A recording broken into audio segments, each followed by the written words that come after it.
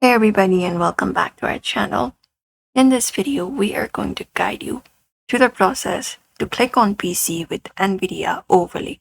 So without any delay, let's just dive right in and get started. So you can start by opening up G, or you can go to the NVIDIA application and open it up on your screen. Now from here, you can click on Settings option, and within Settings, make sure this option is turned on, NVIDIA Overlay. Easily capture videos and screenshots. You can turn it on and you can just go over and take the effect next time you launch a game.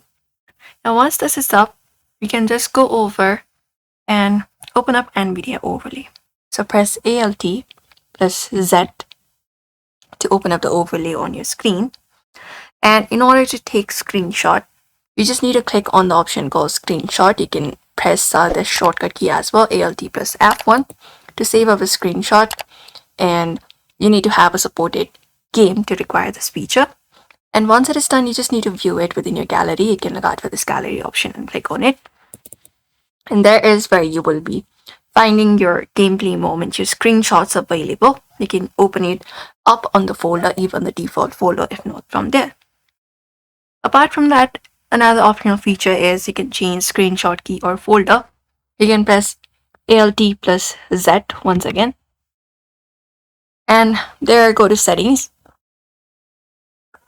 And within Settings, open up keyboard shortcuts. And within shortcuts, I can just go over and look out for screenshot section. And you can change up the shortcut key as well, or save up the location for yourself. And that's it.